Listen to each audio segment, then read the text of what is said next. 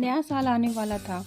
स्वर्गलोक में नए साल की पार्टी की चर्चा चल रही थी। नारद जी ब्रह्मा जी के साथ इसी विषय में वार्तालाप कर रहे थे। नारद, इस साल नए साल की पार्टी का आयोजन किसके घर है? पिछले साल तो नारायण के घर थी। गुरुदेव, इस वर्ष न्यू ईयर की पार्टी महादेव के घर है।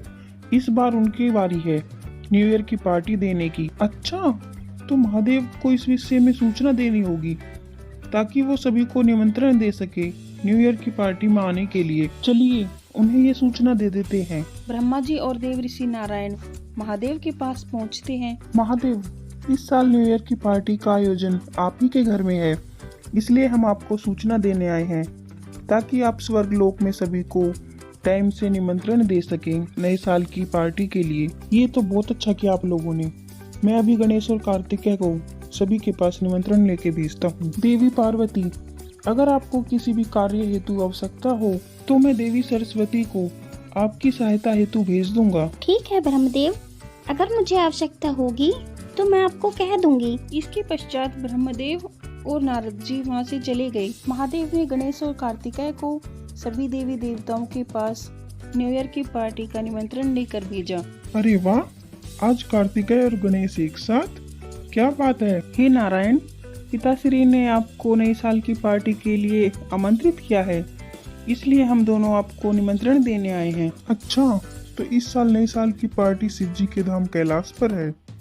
बहुत अच्छी बात है, हम सब जरूर आएंगे। पुत्र गणेश, पुत्र कार्तिकेय, देवी पार्वती से कहना अगर उन्हें किसी भी कार्य हेतु मेरी आवश्यकता हो तो बुलावा भेज दें, मैं आ जाऊंगी। जो आज्ञा माता, अब हम चलते हैं। इसी प्रकार गणेश और कार्तिकेय सभी देवी देवताओं के पास निमंत्रण देते जा रहे थे।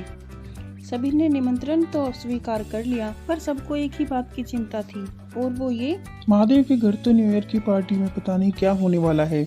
मुझे तो लगता है महादेव के घर न्यू ईयर की पार्टी का कोई प्रबंध ही नहीं होगा। महादेव तो भांग और धतूरा ग्रहण कर लेंगे, और पकवान तो गणेश जी को अति प्रिय है, वो सब कुछ खुद ही खा लेंगे। हाँ, ये तो मुझे भी प्रतीत हो रहा है, पर अब नए साल का निमंत्रण आया है तो जाना ही पड़ेगा।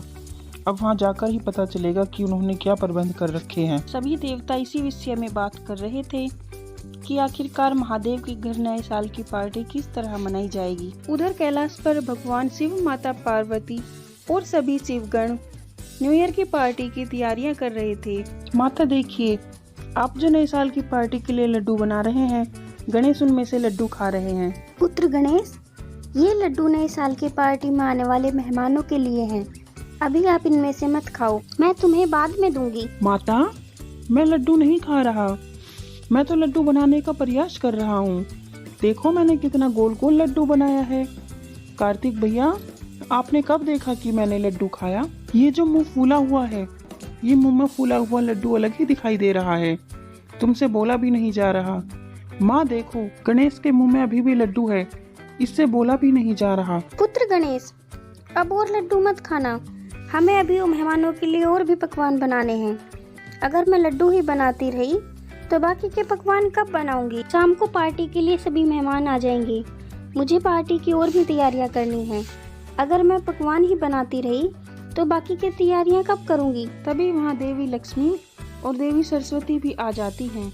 अरे अरे देवी पार्वती, मेरे पुत्र गणेश को क्यों डांट रही हो? मेरा लाडला गणेश एक लड्डू ही तो खा रहा है। देवी लक्ष्मी, देवी सरस्वती, आप? हाँ देवी पार्वती, हमें लगा कि तुम्हें हमारी आवश्यकता होगी, इसलिए हम पार्टी के समय से पहले ही आ गए ताकि हम पार्टी की तैयारियों में हम तुम्हारी मदद कर सकें। अब जल्दी से बताओ कि क्या क्या काम करवाना है। धन्यवाद देवी लक्ष्मी, धन्यवाद देवी सरस्वती। चलो, नए साल की पार्टी के बहाने हमें सभी देवी देवताओं को मिलने का मौका मिल जाता है, वरना पूरे साल तो हम सभी देवी देवता अपने अपने कार्य में व्यस्त रहते हैं, मिलने का मौका ही नहीं मिल पाता। आज तो महादेव भी कैलाश को सजाने में व्यस्त हैं। वो देखिए, हर तरफ रोशनी की व्यवस्था कर रहे हैं। नंदी, श्रृंगी, वहाँ से वहाँ तक सितारों की रोशनी कैसी रहेगी? प्रभु सुंदर, अति सुंदर। नए साल पर सितारों की रोशनी कितनी सुंदर लग रही है। ये सितारे चमकते हुए कितने प्यारे लग रहे हैं। पिताश्री, अगर आप कहें तो मैं और कार्तिकेय मिलकर पूरे कैलाश को फूलों से सजा देते हैं। अरे वाह, मेरे दोनों पुत्र तो नए साल की पार्टी के लिए कितनी तैयारियां कर रहे हैं। जाओ पुत्र, पूरे कैलाश को फूलों से और रोशनी से सजा दो। कैलाश पर न्यू ईयर पार्टी देखने लायक होगी। फूलों की सजावट और तारों की रोशनी से पूरा कैलाश पर्वत जगमगाने लगा। धीरे धीरे शाम के समय सभी मेहमान आने लगे और सभी देवता आश्चर्यचकित थे, क्योंकि कार्तिक और गणेश जी दोनों मेहमानों के स्वागत में खड़े थे। अग्निदेव, ये मिष्ठान खाकर बताइए कि कैसे बने हैं। ये मैंने स्वयं माता जी के साथ में मिलकर बनाए हैं। बहुत स्वादिष्ट, आनंद आ गया पुत्रदेव। वायुदेव, ये जलेबी और इमरती मैंने बनाई है, जरा इन्हें खा के बताइए ये भी कैसी बनी है। बहुत ही स्वादिष्ट। सच में आज की न्यू ईयर पार्टी तो बहुत ही बढ़िया आयोजित हुई है। महादेव, सचमुच आपने नए साल की पार्टी का आयोजन बहुत ही बढ़िया किया है। हम सभी देवी देवता बहुत ही प्रसन्न हैं। विष्णु जी सत्य कह रहे हैं, ये पार्टी सच में देखने लायक है। मेरा तो पेट इतना भर गया है कि पूछिए मत। आज तो गणेश और कार्तिक के सभी रिश्तेदारों की इतनी खातिरदारी कर रहे हैं कि पेट में बिल्कुल भी स्थान नहीं है। वो तो जबरदस्ती कुछ न कुछ खिलाते ही जा रहे हैं। धन्यवाद देव ऋषि नारद, आप सभी को नए साल की पार्टी में आकर आनंद प्राप्त हुआ। इस बात से मेरा मन बहुत खुश है। प्रभु, कुछ ही देर में नया साल प्रारंभ होने ही वाला है। प्रभु, वो देखिए, सभी धरतीवासी भी नए साल के स्वागत की तैयारियां कर रहे हैं। चारों तरफ नए साल के स्वागत की धूम मची है। सभी लोग नए साल के स्वागत का जश्न मना रहे हैं। बस तो फिर देर किस बात की है।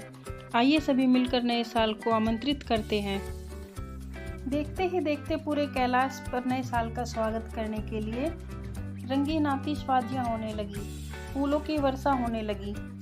सभी देवी देवता मिलकर एक साथ नए साल का स्वागत करते हैं। चारों तरफ घंटे और घड़ियाल की आवाज से पूरा कैलाश पर्वत गूंज उठता है।